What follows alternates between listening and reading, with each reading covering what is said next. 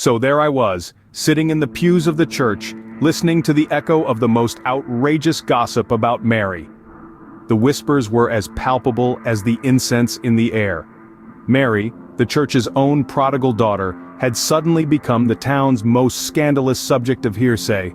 A whirling tempest of rumors clung to her name like a shroud, each more extravagant than the last. Pregnancy, running away, a life of petty crime, even public nudity, and a penchant for the bottle. Every pew was a hotbed of speculation, each huddled congregation member adding their own spicy ingredient to this communal stew of scandal.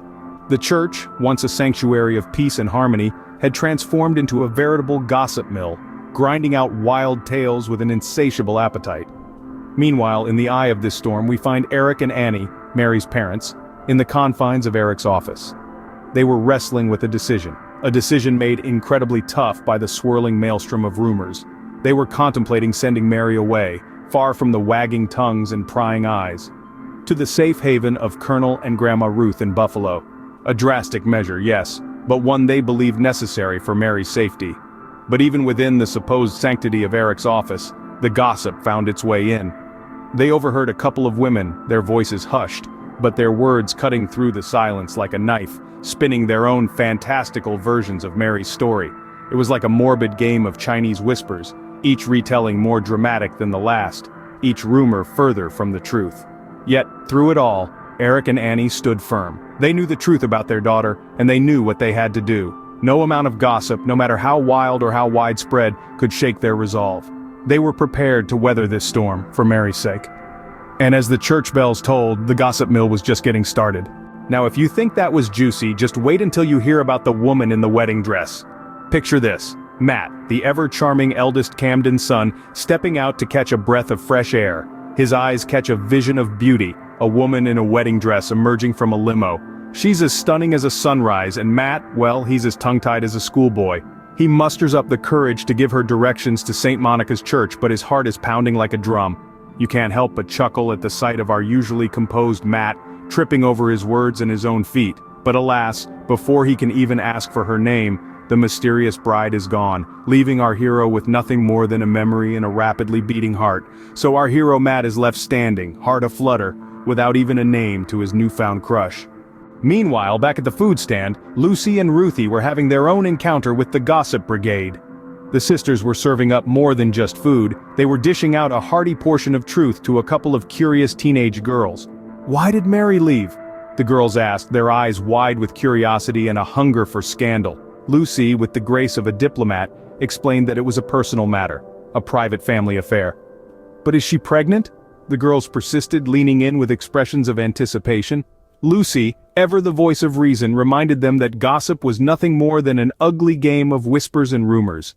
And in this game, the truth often loses. Ruthie, the youngest of the clan, chimed in, "Is Mary pregnant?" she asked her older sister with a puzzled look on her face. Lucy, ever patient, reiterated that it was all just gossip. Ruthie nodded, her young mind working to process the concept of rumor versus reality. Just around the corner, Simon was getting a crash course in the power of a bad girl reputation from his friend Luke. "You should use Mary's reputation to your advantage," Luke suggested, a mischievous glint in his eye. "Meet girls." Simon was skeptical, but Luke was persuasive. "Look at those girls over there. They think you're bad because of Mary." Simon was surprised. "Why would they think that?" he asked, a bit bewildered. "Because I told them," Luke confessed, pointing out the Murphy twins. In the world of high school, where reputations can make or break you, Simon found himself at the center of attention, all thanks to Mary's sudden notoriety. As he pondered over this unexpected turn of events, he couldn't help but wonder, who knew being bad could be so beneficial? As the evening rolled around, Annie was getting ready for a night out, but Eric had other ideas. He was concerned, you see. The family's reputation was hanging by a thread thanks to the gossip mill working overtime. He tried to appeal to Annie, urging her to reconsider her plans. "The town's tongues are already wagging, Annie," he cautioned. "A night out might just fuel the fire." But Annie, ever the defiant one, was having none of it. "I'm not going to hide away just because of idle gossip," she declared, her voice ringing with determination. She had a point, didn't she? After all, why should she let the whispers and rumors dictate her life? Eric could only sigh, his concerns falling on deaf ears. He knew when he was beaten, so off Annie went, leaving a worried Eric strumming his guitar and pondering the perils of gossip. The next morning, Ruthie decided to take matters into her own hands.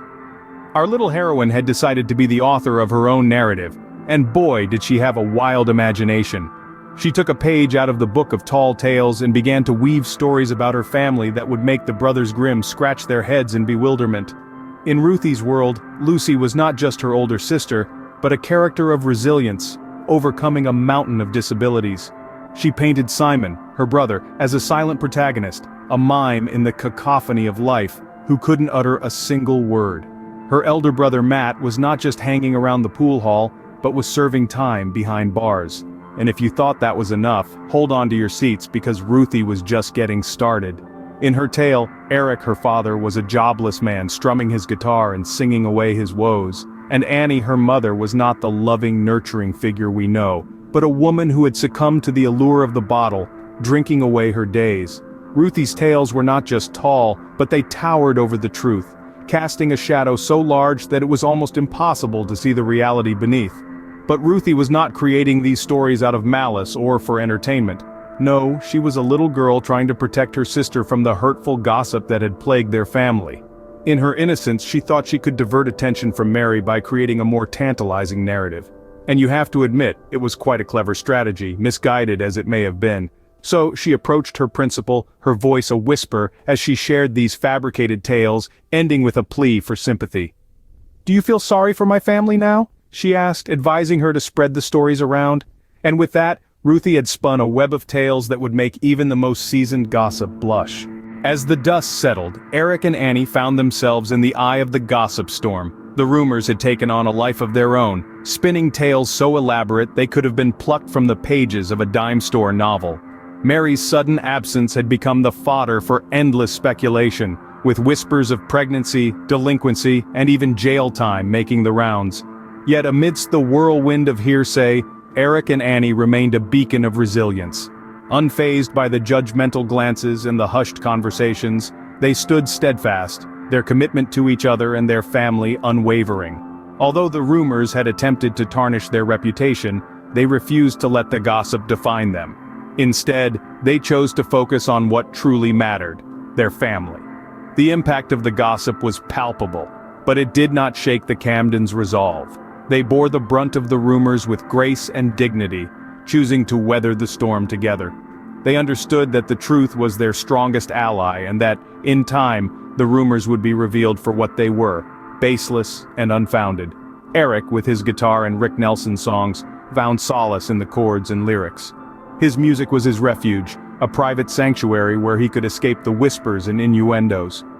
Annie, on the other hand, found comfort in the routine of preparing meals, her culinary creations serving as a symbol of normalcy amidst the chaos. Yet, even as they navigated through the aftermath of the gossip, there was a sense of anticipation in the air, a sense that this was not the end of the story, that the rumor mill would continue to churn out tales as long as there was an audience to listen. And so, amidst the strumming of a guitar and the sizzling of a lunch in preparation, our tale of gossip and rumors comes to an end. Or does it?